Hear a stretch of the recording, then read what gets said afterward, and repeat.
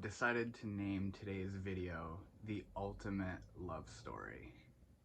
Now, this is a video I've been pondering of making for the past at least 2 weeks now. I've just been taking some time to sort of collect my thoughts on it and think of what I'd like the delivery to be. But what I'm going to be talking about in today's video is essentially duality and the sort of polarities or opposites or dualistic nature that's intrinsic in reality. And I'm not as much so going to be focusing on specific dualistic things and this and that and their exact opposites a little bit, but more so what I'm going to be focused on is the equality and the balance and the essential counterparts that we can find fractaling in all scales through reality, from one minute little cell to the entirety of the cosmos. I'm going to be talking about the main two, at least two, counterparts of the one that are integral in allowing existence to carry out and unfold the way that it does. And I start off today's video by talking about yin and yang, talking more in depth about yin and yang than we typically know or understand of it. And I talk about yin and yang for a while and sort of break down what that symbol is expressing. And then I move on to talk about something based in Hinduism, which is the chakra system, which entails with that the Kundalini arising up the spine to meet with Shiva at the top of the head. So I talk about that. I talk about the sort of divine masculine and feminine involved with that of Kundalini, or as it's also known, Shakti, rising up the spine to meet with its divine counterpart, Shiva. And yeah, I talk about that. I talk a bit about the chakras, not too in depth on that, but how they most certainly play a role in this love story, as I've called it. And then I move on to talk about more specific stuff that we can kind of see regularly in everyday life, which is the masculine and the feminine. And what does that mean? What does it mean to be masculine? What does it mean to be a man? What does it mean to be feminine? What does it mean to be a woman? What is it when we're talking about divine masculinity and divine femininity? And talking a bit about some stereotypes revolved around those things, as well as relationships, which comes with that, sex and desire and that sort of longing and yearning that we feel in a relationship between one and another, how that ties into this ultimate love story. Just talking about, of course, some of the stereotypes that go along with those things. But yeah, I spend a lot of time talking about that and the Kundalini and Shakti and Shiva, talking about yin and yang, and I also take some time to talk about Bhakti, or Bhakti yoga, devotional yoga in Hinduism, which is, put simply, losing yourself in love to the devotion of something, to the devotion of existence, to the devotion of Krishna or Kali or Ram or Hanuman or all sorts of these different gods, and the devotional singing and chanting, and essentially losing ourselves into love, into union with our beloved. And yeah, all of this stuff, it started with looking into yin and yang and what that means. And all this stuff sort of kind of started to swirl together in my mind. And I realized it's something I want to talk about. And I started seeing it as exactly... Sorry, my video cut off there. I'm glad I saw it. But I want to cut to the chase, I guess, and let you guys watch the rest of the video. But what I was trying to say was, as I looked into yin and yang, because I became curious as to what yin and yang actually meant, as I just had a sort of vague understanding of it, I started to realize that within the symbol yin and yang, I realized crossovers between so much stuff that I've been looking into, and how it all comes down to balance and harmony and love, and how it all just kind of started swirling through my mind of, this is the ultimate love story. Love isn't just between these two humans that think they love each other and try to figure out what that means. Love goes beyond. It's in the tiniest little cell to the entirety of the cosmos and space itself. And it's love, and it's coming into union, and it's remembering and merging back into what we are, which, interestingly enough, through all these different studies, have major energies to them that not only work with each other, but define each other. So, as I've said, I've wanted to make this video for a little while now, and I'm so glad I took the time to sit down and talk about it, because it's kind of a heavy loaded subject to talk about. But nevertheless, thank you guys so much for watching. I really hope you enjoy, and it maybe sheds some light on some of these spiritual buzzwords that are going around everywhere, at least with me sharing my understanding of these things. But yeah, thank you guys so much, and I really hope you enjoy. So think of the yin-yang symbol. I actually have it as a pillowcase right here. But if you can't see it, or you're just listening, the yin-yang symbol is that circle with two teardrop shapes within it, each of a white and black color. And they're sort of swirling towards each other. And within each teardrop is a single dot consisting of the color of the other one.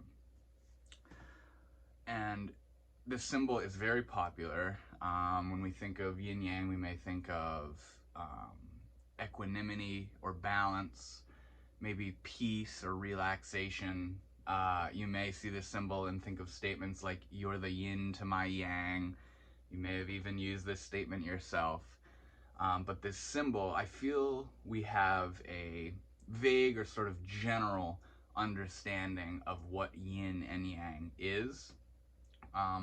But we don't really grasp, or haven't yet grasped, the depth, and we haven't recognized the wholeness and the depth that is actually within this symbol, myself being one of them. And the reason I'm starting the video off talking about yin and yang is because recently, within the past month, I'd say, actually took the time to look into yin and yang and what that actually means, because I was one of those people that I saw that symbol and I thought of relaxation, equality, balance, those kind of things. But I realized I don't know which one is yin and yang. I don't know where this symbol originates from. And I don't really even feel that I have a thorough understanding of what yin and yang even means. And I'd say I still don't have a thorough understanding of what it means, but after looking into yin and yang, I saw that this symbol, ultimately two things really shine to me. The first being that this symbol is representation of something that I've been, and many of us are studying and working with and developing as a spiritual practice, which is the ultimate duality, the ultimate pairs of opposites that sort of are embedded within the fabric of existence itself, you know, is this duality, this polarity. And this is something that you can find across all sorts of different fields of not only spiritual practice, but things we wouldn't even call spiritual, like, you know, psychology or physics or chemistry. These kind of things, we find in it duality, a sort of yes, no, on, off, happening, not happening. You know, that brings up quantum mechanics. That was the first thing, is that I saw that this symbol, yin and yang, sort of is you find it all across. What yin and yang is depicting, you find it throughout all these different fields. That was the first thing I sort of recognized. The second thing I realized is that this symbol, the yin and yang symbol, is like literally, in the simplest way, a stamp of life itself. Kind of in the same way how the sound Om, you may not know this, but the sound Om, the sound that's associated with chanting meditations and things like that, apparently the sound Om is what it was discovered in meditation by God knows who. Om is the sound of all sounds in the universe combined. Om is the sound you get when you combine all the different fluctuations and frequencies of all sound that ever has and will exist. And out of that you get Om, which is really far out to think about. But I realized that yin and yang is kind of, in that same simple and pure way, a depiction of everything. A depiction of everything. So I roughly described yin and yang. You've probably seen this symbol many times. But I want to talk about what it is, what yin and yang is showing us. So, like you know, there's the white sphere, or the white teardrop, and the black teardrop. And they're sort of in this swirling motion into each other. And within each of the teardrops is a dot that is the color of the other one.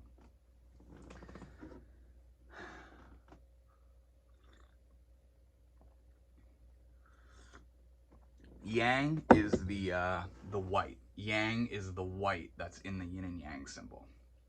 Yang can be considered the active, the manifested, the happening, the activity, the creativity, the energy, the desire, the power, the explosion. Yang is the day of existence. Yin is the eternal, the silent, the still, the peace, the oneness, the unmanifest, the subconscious to the conscious, the prior. It's the deep sleep. It's the before the happening. The yang is the happening, the thing that's happening, the day of consciousness, as I said. Yin is the thing in which yang occurs. The womb, the substratum, the foundation, the fabric. Yang is the active. Yin is the prior. Yin is the beholder. And these things, yang, surprisingly to me, yang is considered to be the masculine. The masculine, the sort of, as I've described it, the doing, the going, the happening, the rush, the craziness, the colors. And yin is the feminine. Yin is the stillness, the womb, the beholder. These sort of metaphors that I've been saying. And that's all you can really use to understand yin and yang until you actually begin to see what yin and yang is talking about in the world. You see the yang and you see the yin.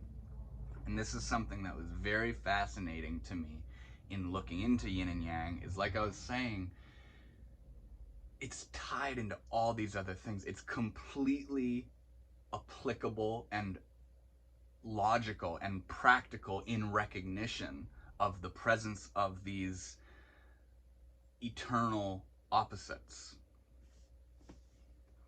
And to go further into the description of yin and yang, within each teardrop is a dot consisting of the other one's color.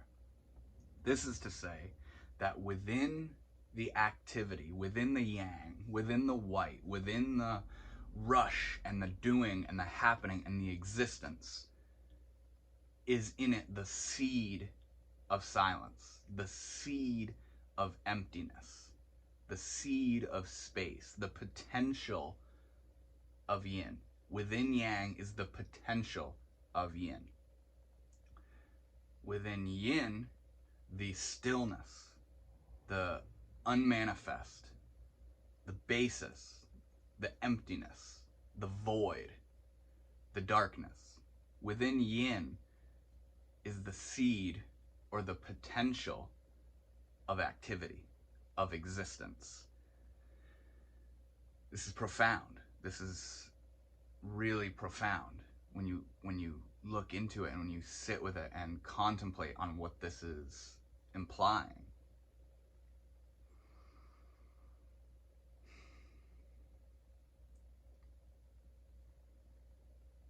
Of course, when you look at the world as this singular organism that we feel ourselves to be,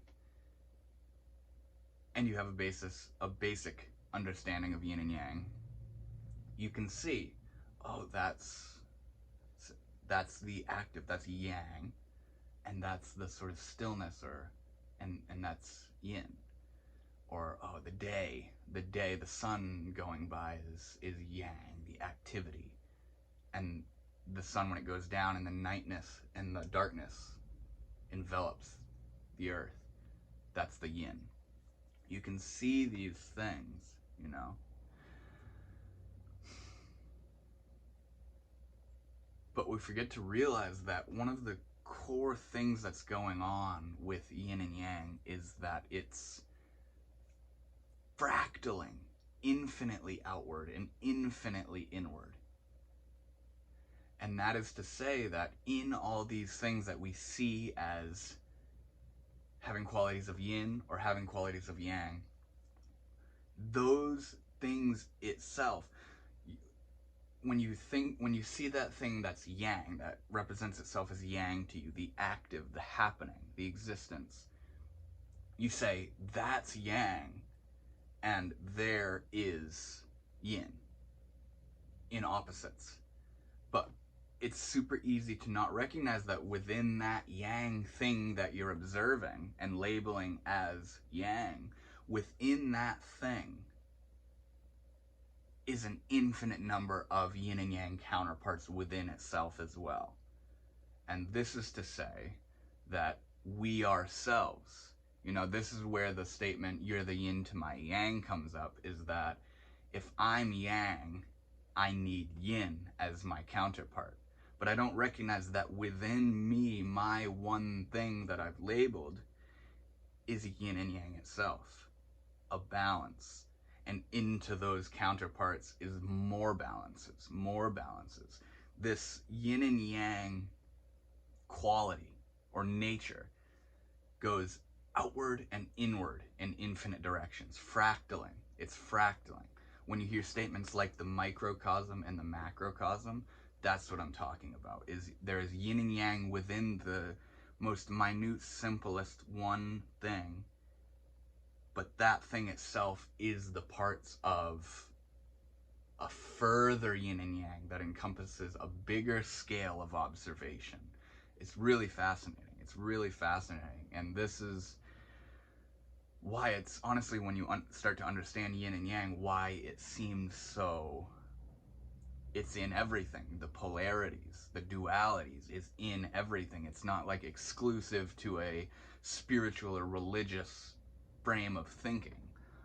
Although if you do have a spiritual or religious way of thinking, you will see yin and yang as a more spiritual thing, of course, which is in a way, where the symbol derives from. And I don't know where yin and yang, like, who made it up and what specific religion or spiritual belief system created that. I believe it's Chinese, but I'm not sure where it came from. But yeah, yin and yang, it's something that is, it's a finger pointing to the moon. It's a perfect example of that statement of yin and yang is showing this. It's showing this, and it's a beautiful and so simple and so straightforward way of saying what's happening. Without even saying what's happening, you're just seeing this symbol.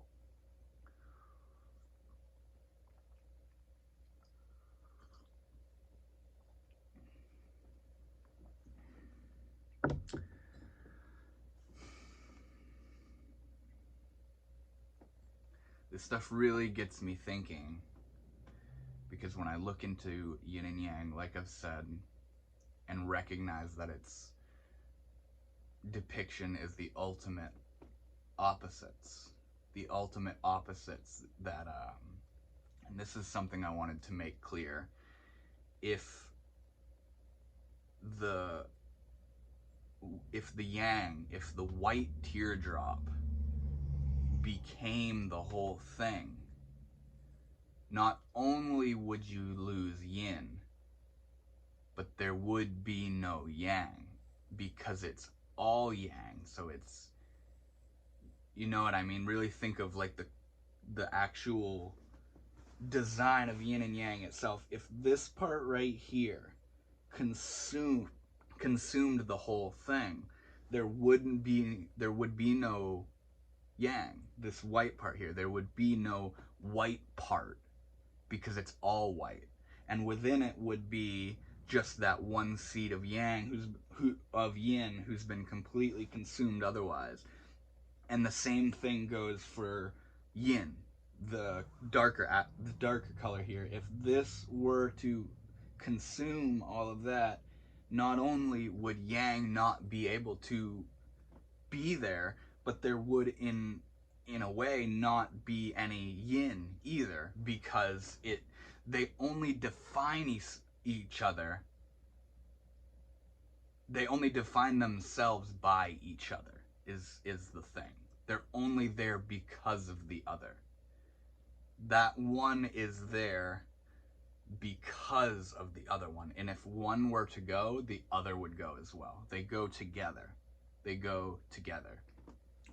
That's kind of the point I was trying to make there, is that they each define the other. Not only in their spherical shape, in their teardrop shape of being there, where if that one consumed all of it, there wouldn't be the other one, therefore there wouldn't be the one that consumed the yin and yang. But within each of them is the seed of the other, is the presence of the other. They define each other. They imply each other, is another way you could put it.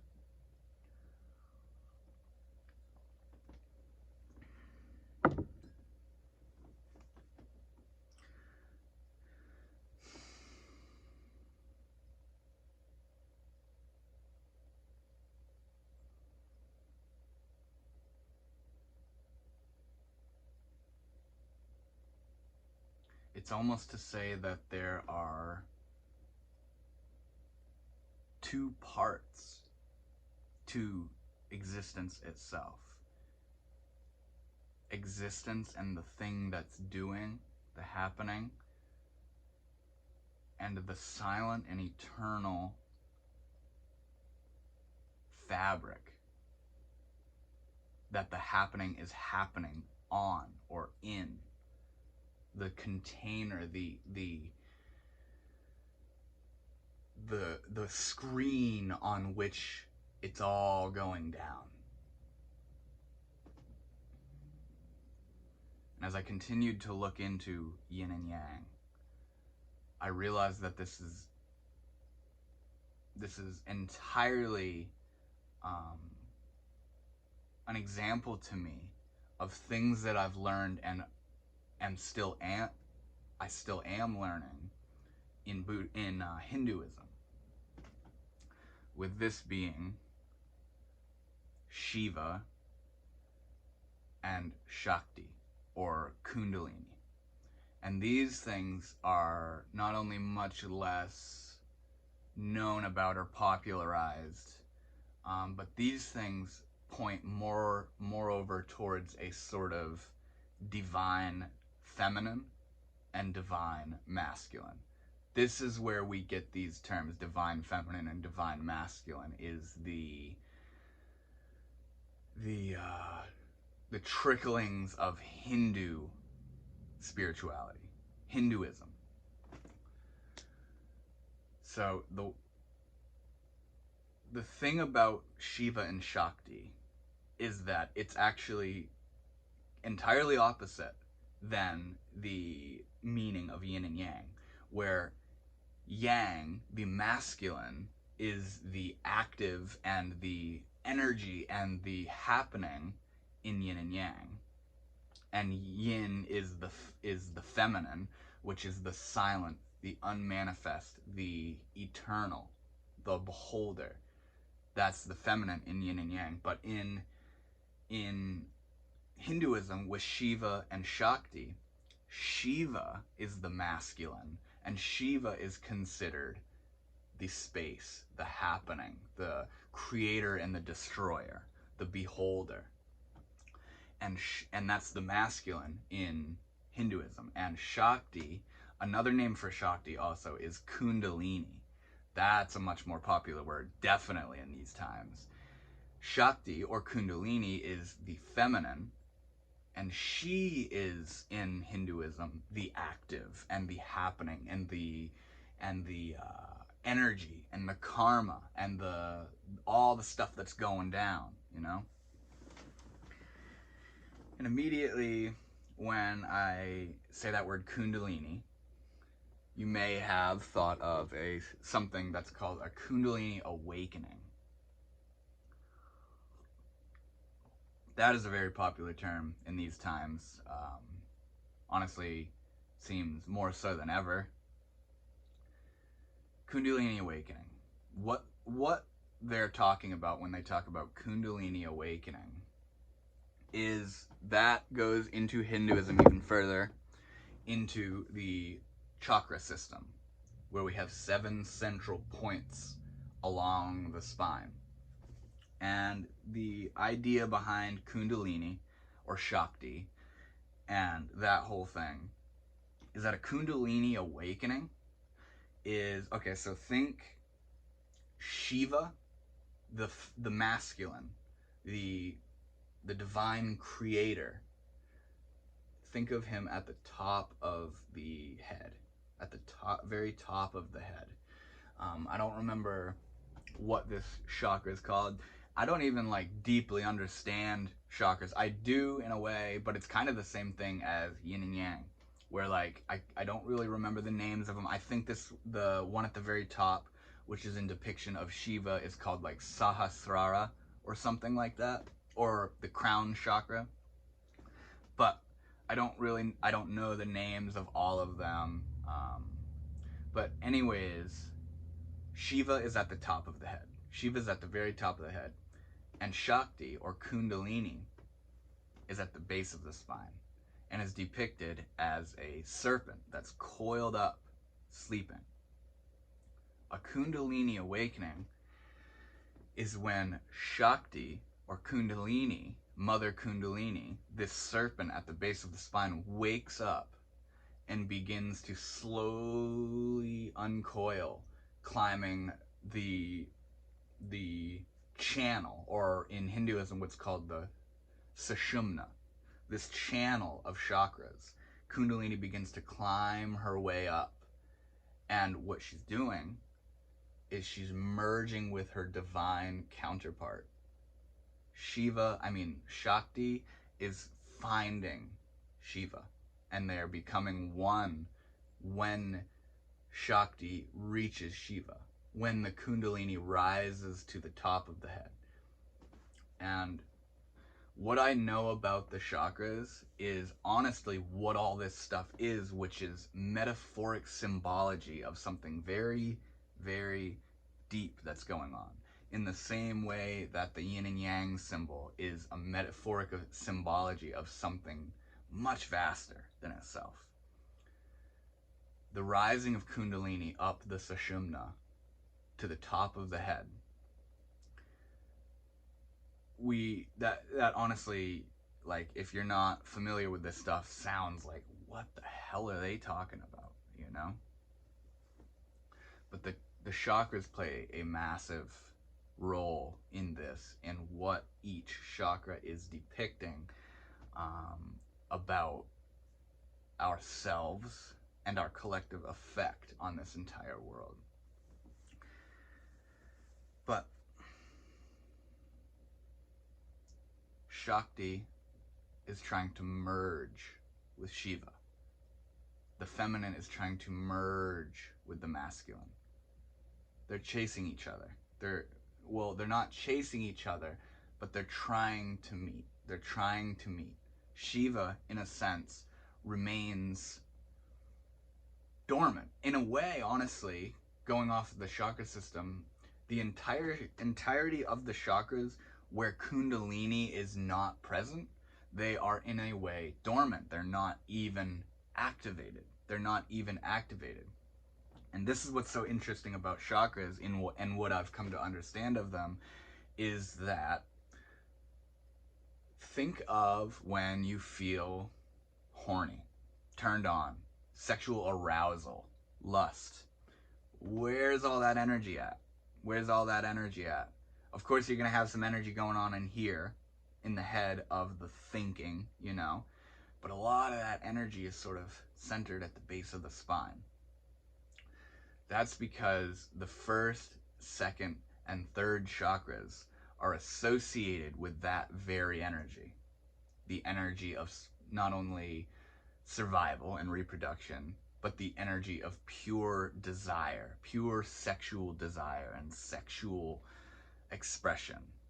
And that's in the second chakra. And in the third chakra is the ego itself, the self and the power and the control and the wanting what it's craving, those kind of things. All this energy, when we think of being horny or being turned on, is all down here. And what that is, I mean, according to the system of Hinduism that I'm talking about here, that is Kundalini energy. But the thing is, it's being expressed through these lower routes. And the way I heard Ram Dass put it, which was really helpful to me, he said, wherever there's a blockage in the chakras, that's where Kundalini is going to express itself. You can think of it kind of like a river, honestly, because Kundalini, in essence, in nature, wants to merge with its divine consort Shiva. They want to be towards each other, like the very flowing of a river. It doesn't want to stay dormant. It doesn't want to be dammed up. It wants to run towards the point of least resistance. And in this sense, that's Kundalini merging with her divine other, her divine, what makes her whole, what makes her complete, what makes her at all. And the very same goes for Shiva. And yes, when there is, I mean, as far as I understand, when there's a blockage in the chakra system, meaning, you know, going off the lines of sexual desire, when there's a blockage and that sexual desire is in one of the three first chakras, that's where all that energy is going to stay. But we don't recognize. I mean, we can actually just kind of completely flip pages and think about when you are just in love, whether it's with someone, whether it's with the scenery you're taking in, whether it's with an activity you're doing, whether it's sort of a spiritual recognition and insight into the bliss and the beauty of the universe. That is the fifth chakra, or Moreover, the fourth chakra, that is beginning to go up past the sense of survival, reproduction, hunger and thirst, and egoic craving and egoic desire. The fourth and fifth chakras are beginning to get into ecstasies and bliss and compassion and caring and consoling and understanding and empathy. That's where these things begin to come into the picture. And now if you think of the Sushumna, this channel with all the chakras, Kundalini trying to merge with Shiva, and this river not wanting to stop, these things want to continue. The Kundalini wants to rise to not only for its own essence merge with its beloved, but to create balance in the organism that we are, the thing that we are, to create a balance in us. And you think of this energy, it's rising up. If you feel yourself to be someone that, you know, says things like, oh, this is what I get for being a nice person, or someone that's very caring, very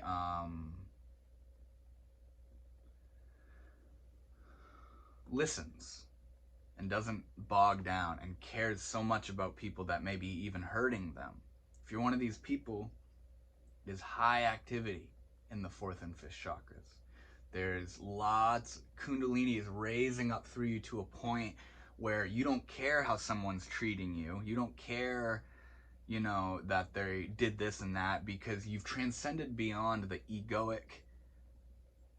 You don't care about it on an egoic level. You just love them. You just love them, and you want to understand them, and you want to hold them and help them and see them. You see their spirit, you see their purity, and you don't even care how they're treating you, because that's third chakra shit. You're just, you know, I love you. It's okay. How can I help you? How can I be there? Please tell me about it.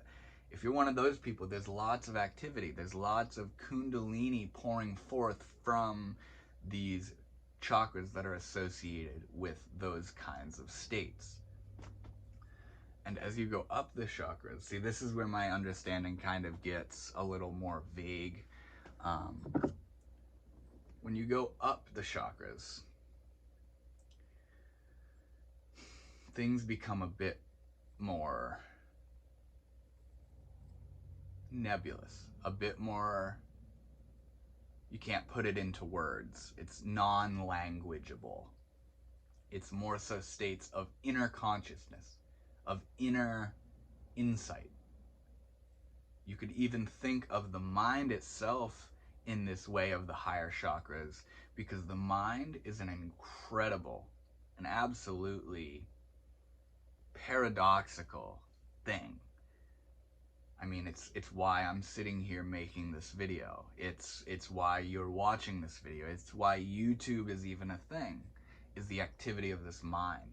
The mind itself, which not only contains all our drama and all our imbalances that we haven't recognized within ourselves. The mind, in the same way of containing yin and yang, the mind contains absolute purity, absolute stillness, absolute bliss. The epitome of the statement Sat Chit Ananda, which is something you may have heard if you're into Vedanta or Hinduism in any way.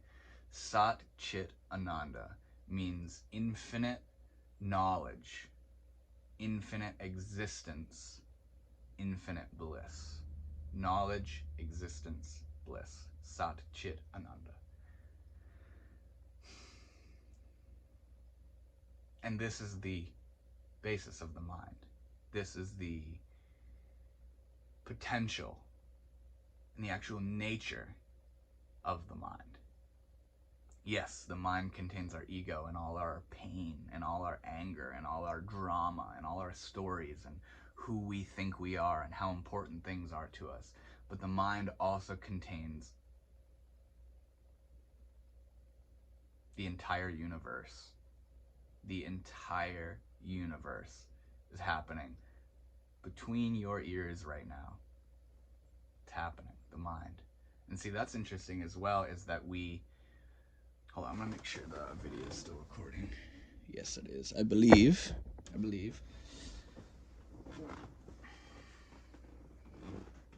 Kind of lost what I was saying there.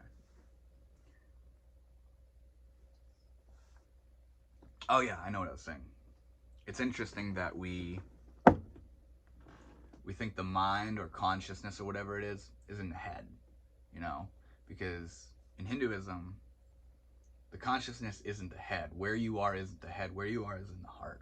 Where you are is in the chest, literally, right in the chest. I've even heard it's in the middle of the chest to the right a little bit. Not even really associated with this heart. It's in the center. And that's just interesting.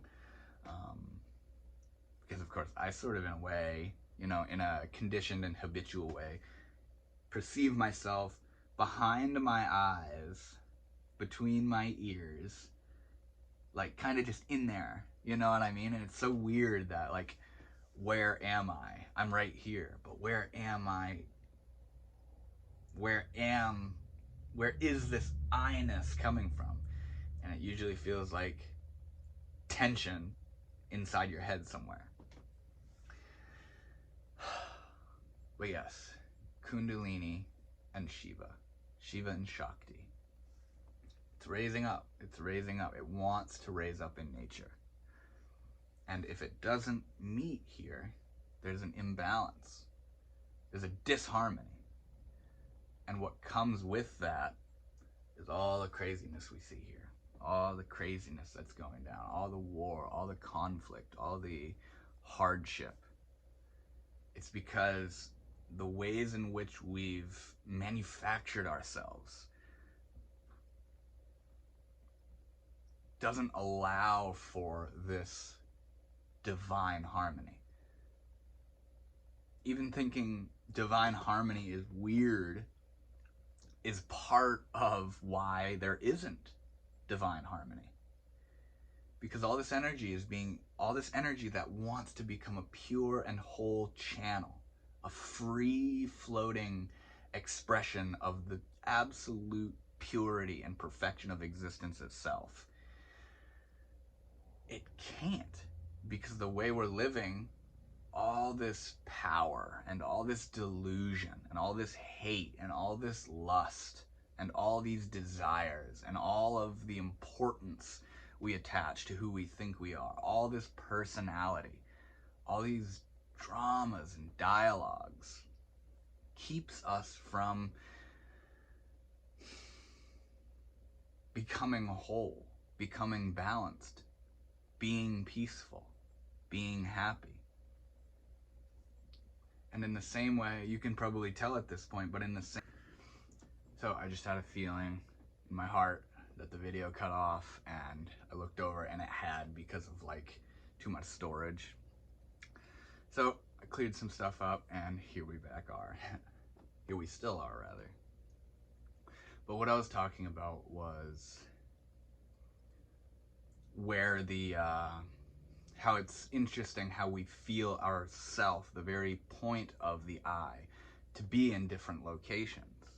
And you know, with that being said, you can feel yourself in the tip of your finger. It doesn't have to be in these central points.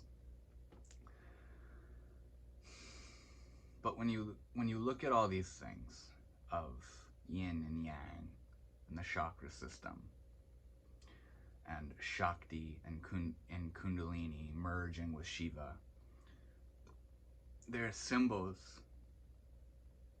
that, in a way, paint a perfect picture of existence itself. They tell a wonderful story. They're telling a story. And you know, that's something I wanted to name this video, is the ultimate love story. The ultimate love story of Shakti, Kundalini, wanting to merge with her divine counterpart Shiva. Yin and yang, chasing each other eternally, and they're only there because of the other. and within each other is a piece or a seed of the other, everly chasing each other.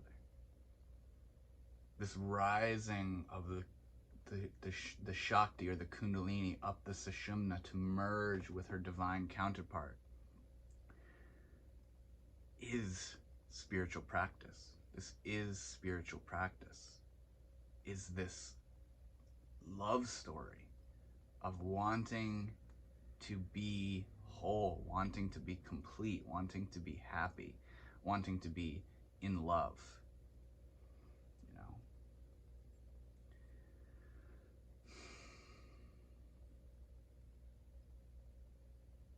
You know, when you think of the word yoga, which is associated in Hinduism, in Buddhism, and lots of different spiritual belief systems, when we think of yoga, kind of in the same way that when you hear yin and yang, you have a vague or general understanding of what that thing is, or Kundalini or Shiva or whatever. When you think of yoga, you usually think of doing different postures with your body, or exercise in a way, you know, like mindful exercise maybe. And that might even be giving it too much juice. But yoga, what yoga means is a union. What yoga means is union. And this doesn't just mean the different asanas or postures with the body. This goes into meditation. This goes into all spiritual practices. All spiritual practices in working is yoga. In the development, in sadhana, that is yoga. And the word union implies something. The word union is implying that something is merging with something else. We are becoming unified or whole with something else. There is, of course, union itself, even outside the system of sadhana and working on ourselves and coming into yoga, coming into union. Of course, there is union in that as well, because in the same way I talked about yin and yang fractaling inward and outward in infinite directions, union goes beyond our non-union or our disharmony or our imbalance. There is balance in that. But the point I'm making here is that yoga, which is spiritual practice, which is life itself, means union. Something merging with something, coming back to something, remembering, recognizing, realizing something, coming back into union with what? That's the question. And that's why, you know, I've been pondering this video for a couple weeks now of what I want to say and how I want to describe it. And with all these different points here and all of these things I've been talking about, the ultimate love story really sits well with me of all this sadhana, all this work, all this spiritual stuff, whether even not spiritual stuff, all this just raciness of happening, of karma, of action and doing.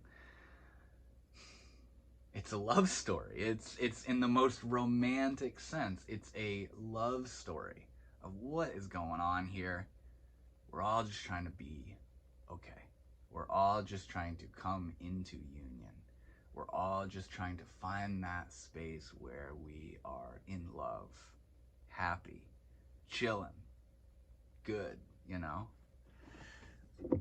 And we kind of realize that it's turning out to be a little easier said than done.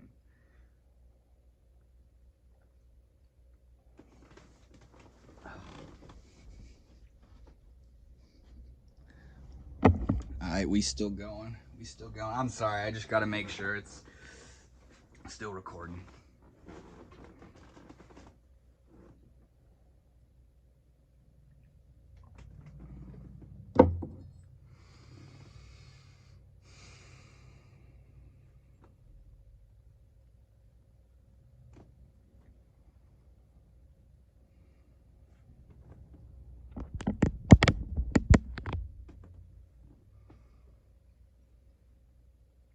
these things are very, very fascinating, at least to me, of all these crossovers, whether you're looking across two different spiritual belief systems, but it gets crazier when you look into things like materialism, or the study of earth, geology, or chemistry, or psychology, or, you know, atheism, things like that. When you can look at something like that and say, okay, I see what so-and-so is talking about, because here it is in real time, right in front of me, in something that has nothing to actually do with that in direct association, but is a literal manifestation of the thing that you learned about.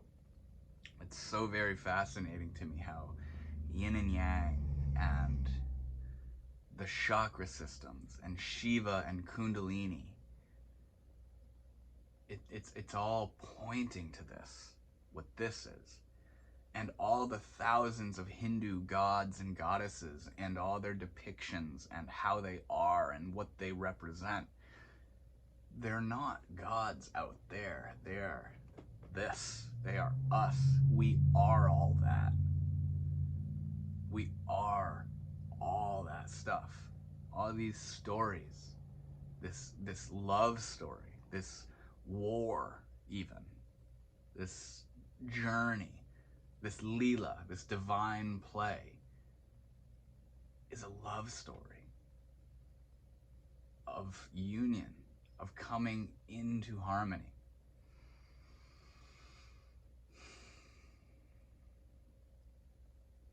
You may know that feeling inside where you're like,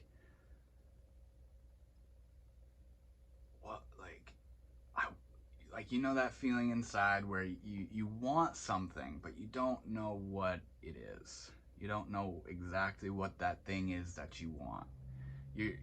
And honestly, to call it want, it seems more accurate to call it a sort of longing or a yearning of, you know, that getting that desire fulfilled that you have isn't what you actually want. You're just confused because you don't know what it is you want. So you're using and creating and going about all these different means because you're in a way hoping that that's the thing that does it. Okay, I need a girlfriend. I need to get rich. I need my body to be absolutely muscularly jacked. I need to move to Bali. That's my longing. I need a new profession. All these things. I don't want to be here anymore. I don't want to be alive. All these things are yoga, are Shakti and Shiva at play, are yin and yang at play, working. Something's happening. There's something happening here. And it's not just for the sake of its own happening, even though maybe the Buddhists would say something like that. Like, there's no reason. I just want to keep calling it the ultimate love story. It's something finding itself in truth. And truth isn't in space and time. Truth isn't in Monday or Tuesday or vacation time or another flesh body. You know, truth transcends all that. Truth isn't in a new job or in another place on the planet. Truth isn't in a cave in the Himalayas. It's deeper. It's deeper than that. And that's what this journey is. That's what this experience is coming into union, coming into truth, merging with merging our love with our beloved. We don't even know who our beloved is. You know, when you're in love with someone, You mistake them. That's who I love. But when you really love someone, you're loving something that you can't touch because it transcends the body. It transcends communication. Of you can't do anything about it. All you know is I love you, you know? Like, when you love anything in depth, you can't get enough of it. You can't be more one with it. You want it to be it. You want it to be you, you know? Merging, yoga, union. This is what it's all about, this ultimate love story.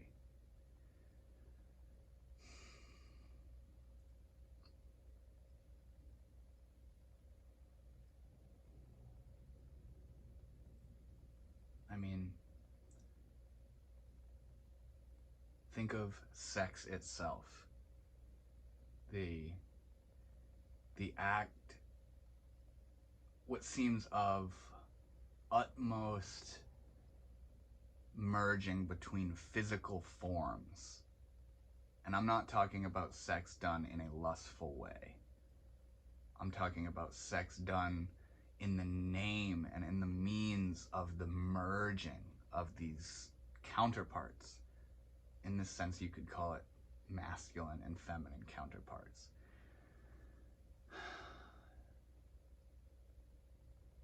You can't be in them anymore. You can't get close enough.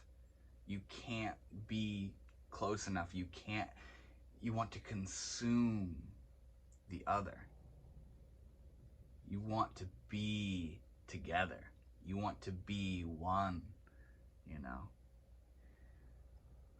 This is incredible depictions of something going so infinitely beyond the form in which it's taking place. And with that being said, I also want to say that sex itself it's a vehicle, but it isn't necessary. You know, it makes me think of a story of two really spiritually inclined people that were a couple who were trying to lay in bed and make love with each other, but they couldn't ever do it because they would just start burst out laughing because they realized as they're doing that, we're already here. We don't need to use this physical, this gross level vehicle to do something. We're already there. And they found humor in the fact that they had transcended the vehicle of having sex, because the point of sex, beyond of course reproduction, is the union. And if you found the union, which is that thing I was saying, it takes a lot of work to really become unified with someone. And that work isn't like having sex to become unified. That work goes so far beyond any little dance we'll do with our bodies or our minds, and our bodies and our minds seem like it's all that's there is our body and our mind. But union that takes place through merging on different levels together of consciousness, that's the point. That's the point. Union. Merging our love with our beloved. Finding our beloved. Recognizing our beloved. And this union, this merging, happens infinitely within all things. You know, I listened to a video of a woman that had a love affair with a pigeon. You know? Sounds pretty wild, doesn't it? I mean, she was taking LSD and stuff like that, but they were in love with each other.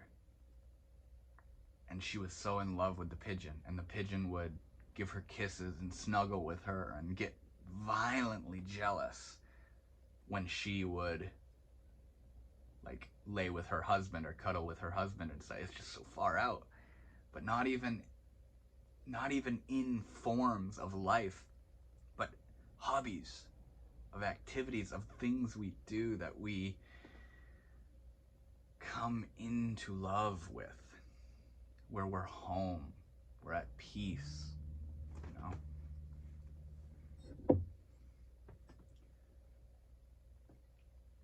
The divine masculine and the divine feminine and union of coming together doesn't happen just in two bodies that are coming together or working on themselves and think they're these people that need to work on this. It's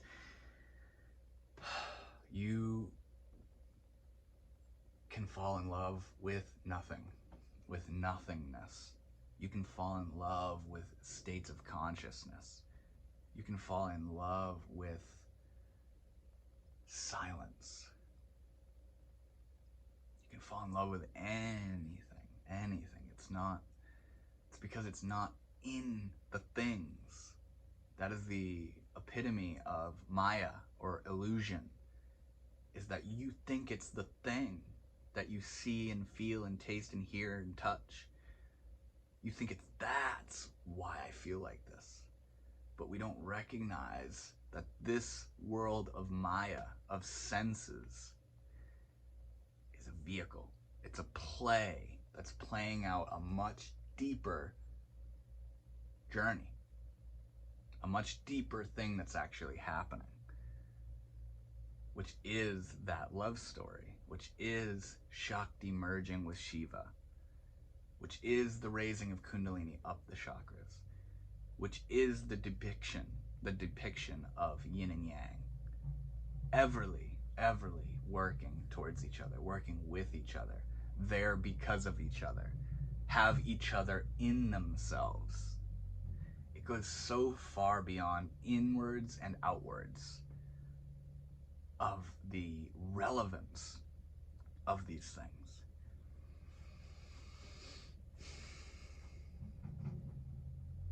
See, the thing with having my camera faced away is that I can't see what I'm doing. So I'm low-key just hoping it's recording. See, I can't see what I'm doing, but the camera quality seems to be a lot better when I use the backward-facing camera or whatever.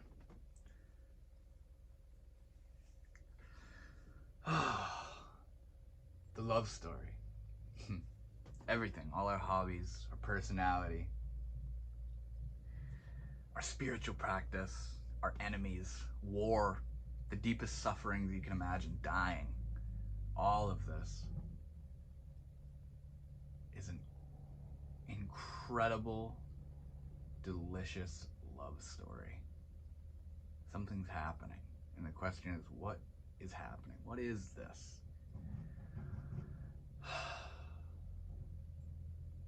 It's water seeking the path of least resistance. It's completion. It's finding our home. Remembering what this is. That's what this is. It's the working out of imbalances.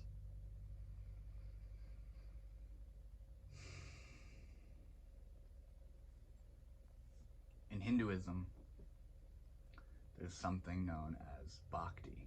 It's actually called Bhakti Yoga.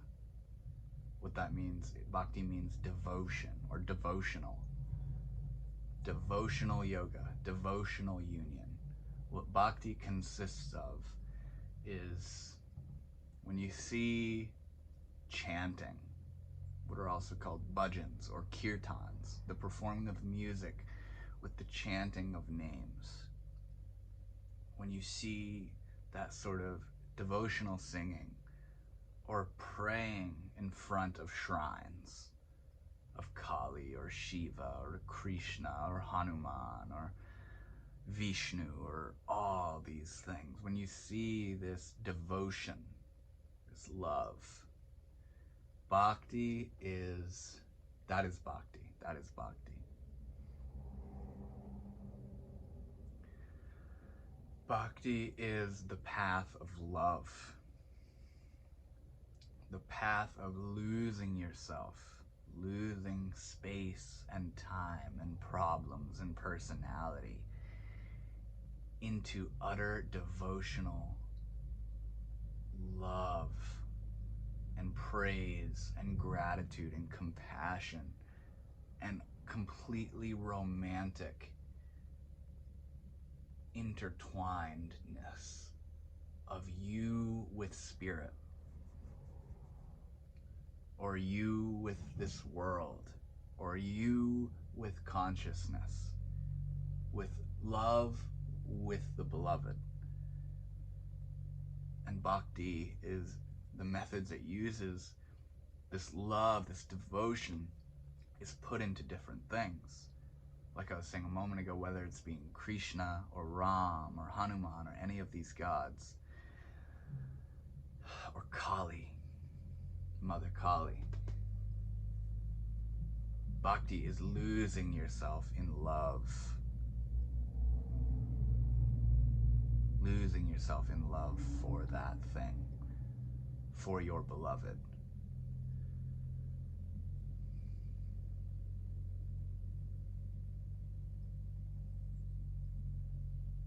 In a completely romantic sense. You know what I realized about talking about romance?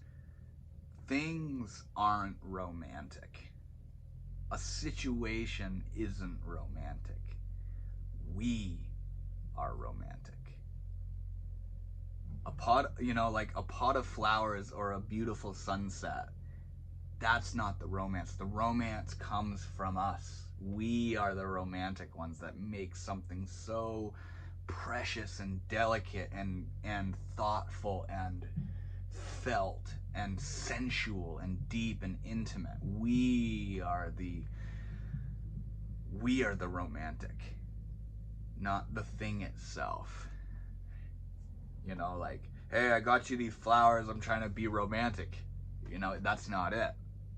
The romance comes from inside, where it drives us to do different things, The pure love itself, the love itself, And I'm just thinking right now, I've wanted to mention this a couple times, but I heard a quote, and I liked it a lot. It said, grief or pain is love that has nowhere to go. It's very, very deep. Love that can't be expressed, at least in the ways that we yearn and long to express this love. How we don't know how to express how we feel. We don't know where to give this love. Think of someone you love so dearly dying. The pain is because you can't love them the way you used to. They're not there in the way that you wish to love them or have always loved them. And this might be a violent awakening for some people, because it forces us into a position of having to be in pain and live in pain and sorrow because of our model of what love is, or learning how to love the same thing in a different way,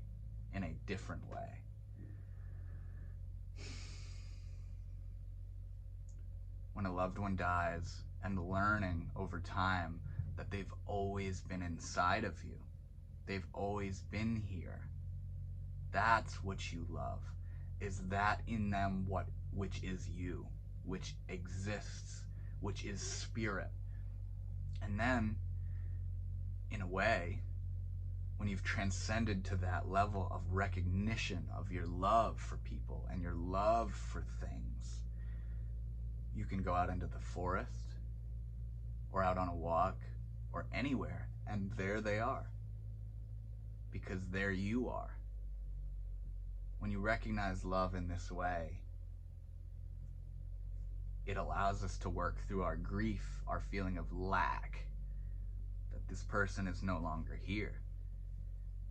we recognize that what they are in essence is what we are, and what we are is here, you know. And if you think nothing happens when you die, you're fine, because if they're here when you're here, you're together forever, and then there's nothingness. But recognizing that the eternal spirit is what is, and that's what you love. That's what we love. It allows us to love without the physical form.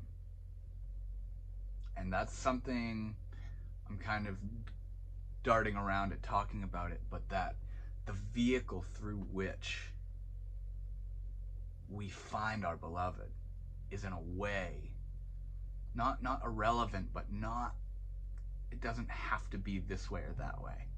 We find our beloved in tons of different ways.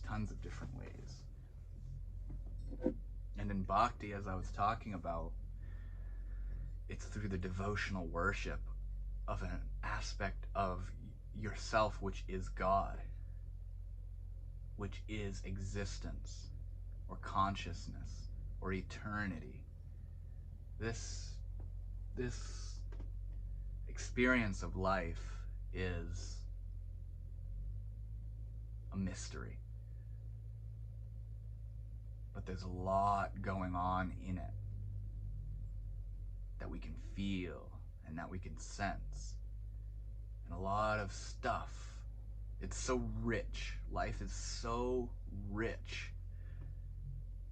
And Bhakti and Shiva and Shakti and yin and yang, and meditating and yoga, these things are talking about what's going on. We're talking about what we're all doing, what this is, you know?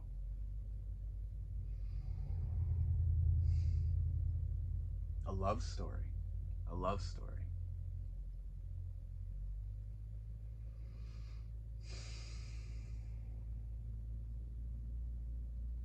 There's another quote that I saw a while ago, and it said, you know, I don't know what life is, but I know what love feels like. And I thought that was so beautiful, so precise. I don't know what life is, but I know what love feels like.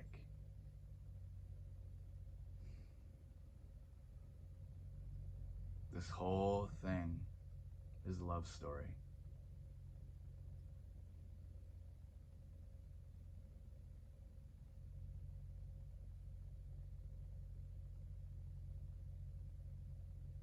Where is your beloved? What is it that we love?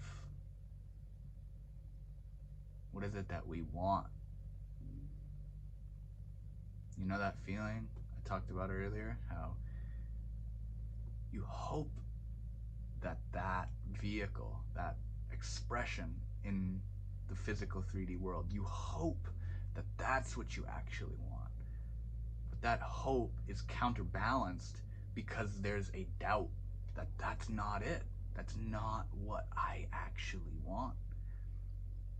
So you shut yourself up, you sit in silence, and you say, what is it I want? You know? And we find that it's to be loved, to love, to be okay, to not be in pain, to just be in peace. We all kind of want that. And if you say you don't, and you don't, you know, like you're a masochist or whatever it's called, and like pain, you just said it yourself, you like pain. You like suffering. Suffering is pleasurable. You're doing it because it makes you feel good. And that itself is a deep metaphor that is webbed, interwoven between all levels of how we are.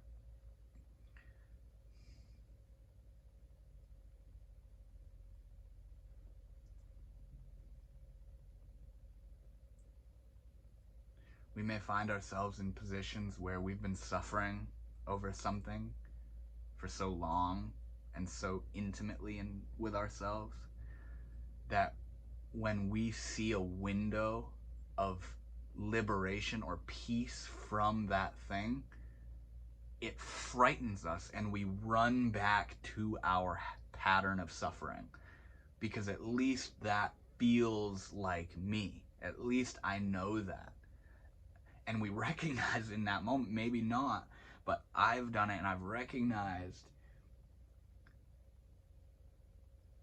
you'd rather be suffering about it than free.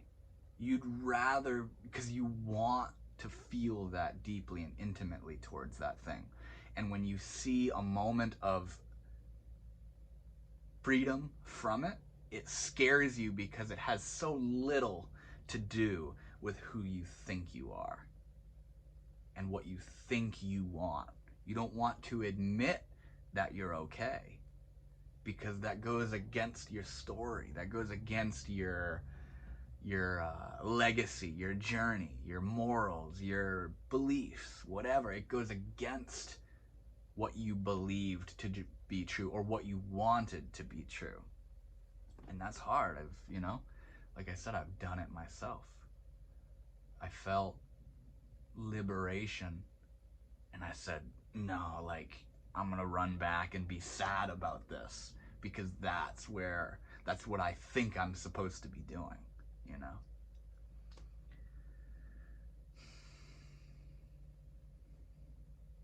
It's a love story, guys. It's a love story.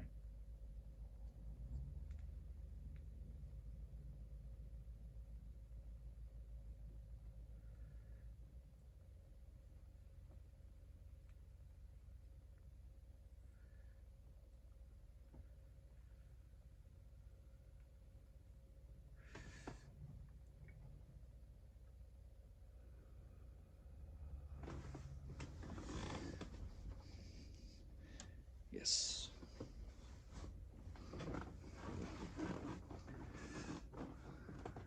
I think I've checked to see if it's recording more in this video than I have in the past few years of making videos.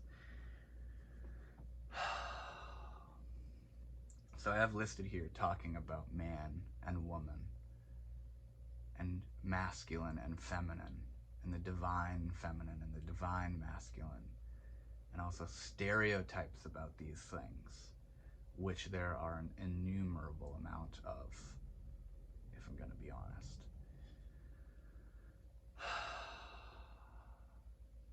You know how I was talking about how when you see, like when you use a statement like you're the yin to my yang, or when you see something and you say that's yang or that's yin, how we fail to recognize that within that thing itself is yin and yang. You know, this very same thing goes for man and woman, where biologically I am a male, I am a man, but I am not just a man. Within me is equally the feminine, or at least in my understanding should be.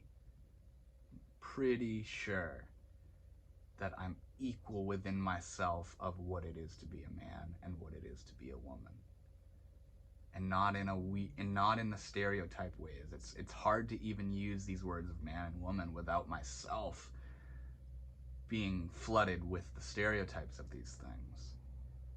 But what it means to be a man and woman in the divine sense, in the spiritual sense, where I am not just a man that needs a woman. And I don't really want to bring in sexuality into this because, my God, is that one stereotyped and biased and has a lot of strangeness associated with it. But the same thing is going on, is the interesting part. Whether it's a man and a man, or a man and a woman, or a woman and a woman, the same thing is going on. And this shows even further to me that it's not about the male body and the female body. in talking about reproduction of the species of humans, that's where masculine and feminine is manifested, as a male body and a female body. But these things on a psychological level and on an energetic level and spiritual level and on the level of what we're talking about here, the ultimate polarities, the dualities that are merging with each other, or at least trying to eternally merge together. This is what the divine masculine and the divine feminine is about, at least to me.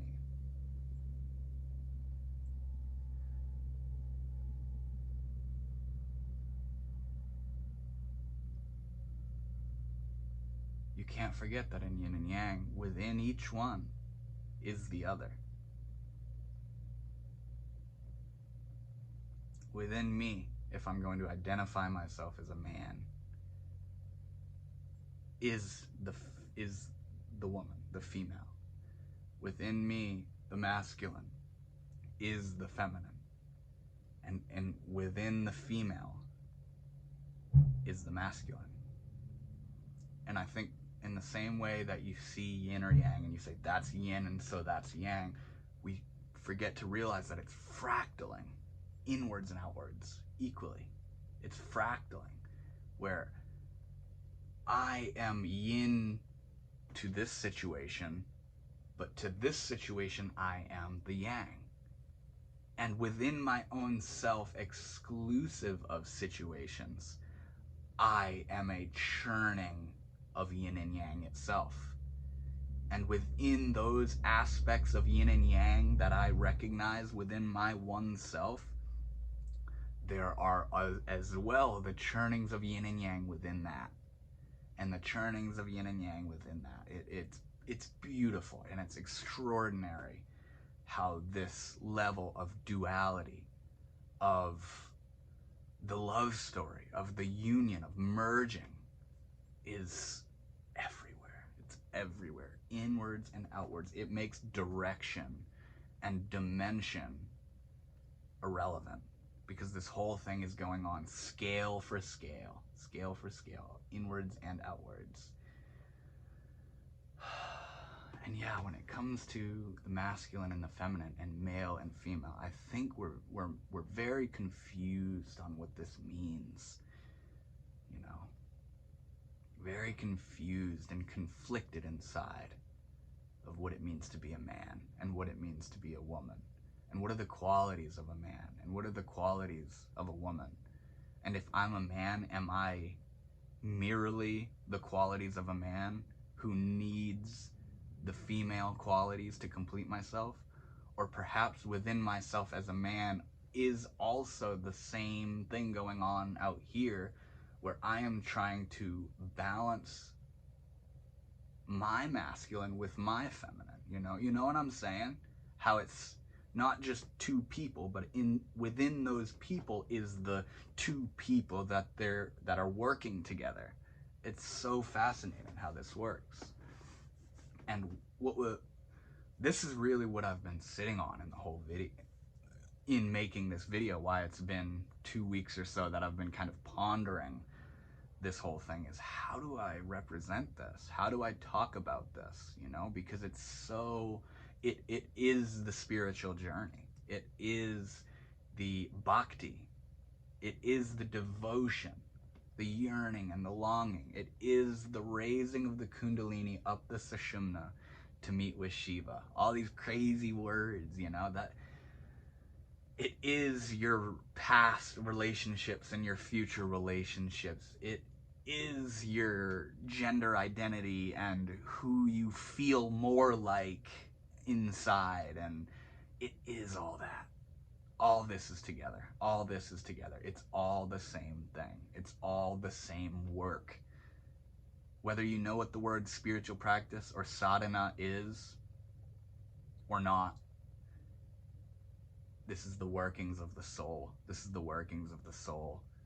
All this 3D manifestation of senses in the world and time and temperature and vision, everything is a byproduct of what's actually going on a spiritual, on a soul level, on an energetic level that transcends any word or vision we could ever have. It's what's actually going on, you know? The reason I shrugged just then is because I'm over here saying what's actually going on. I don't know. Who knows? But something's going on. Something's. There is. I am. What does that mean? What does that mean?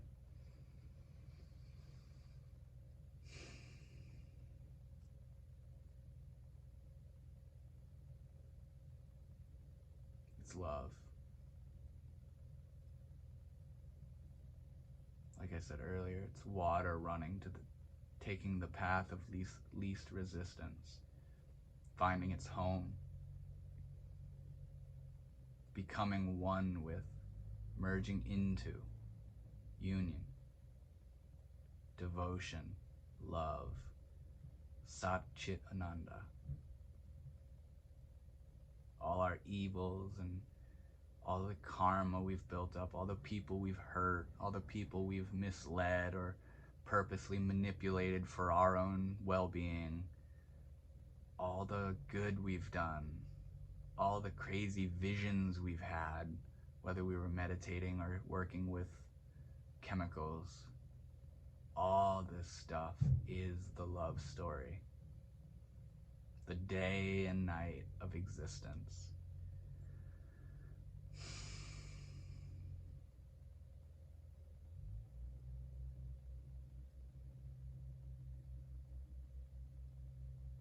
All our beliefs, all our systems and habits of thinking, what we think we want, what we think this is, what we think is right and wrong, what we think a man is, what we think a woman is, what we think love is, what it is that we think we love in someone or something.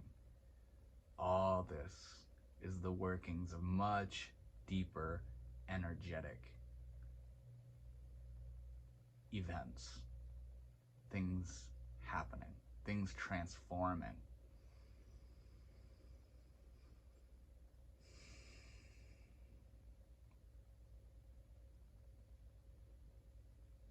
When we talk about free will, do you think Shakti or Mother Kundalini is going to choose whether or not she wants to merge with the love of her eternal existence? Do you think she's going to choose to say, I think I'll merge with my beloved? Or does every pore, every minute little expression of Shakti itself just rush towards her counterpart, her divine counterpart? Is it just natural? Is it just naturally happening? Do you choose, yeah, I'm in love with you. I'm going to choose to be in love with you. Or does something flood through every cell of your body saying, you are my beloved, you are my beloved. Come be with me, let me be with you. Shall we merge? Shall we come together? Shall we be one? Let me be you. Be me. Is it just happening?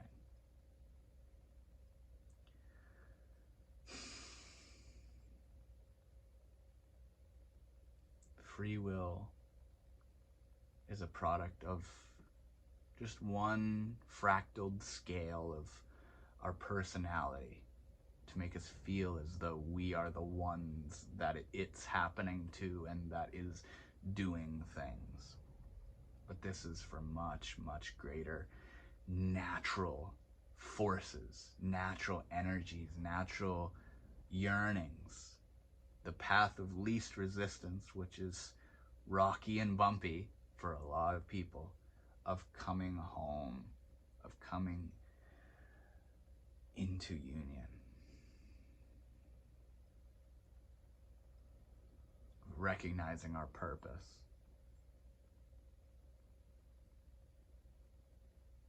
Having insight into what it means to be alive.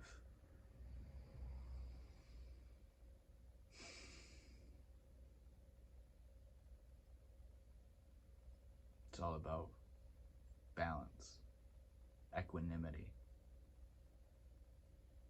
swirling energies working together, each being defined by the other.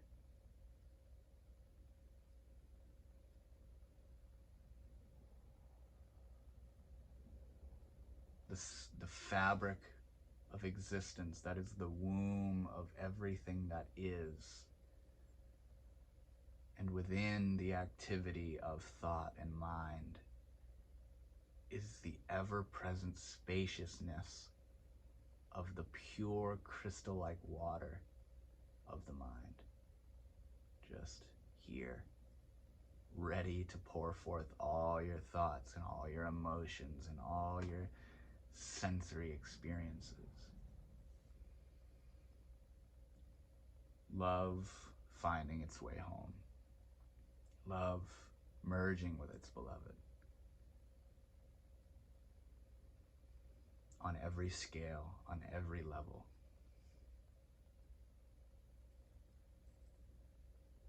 There's many ways home. There's many ways home. Some are a straight shot right through the bullshit. Some wind and turn to avoid the obstacles and the hardships.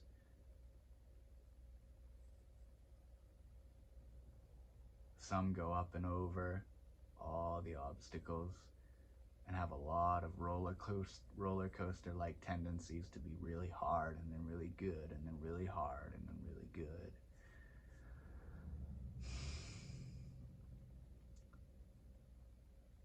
But they all lead home. They all lead home. They all merge where they are meant to be.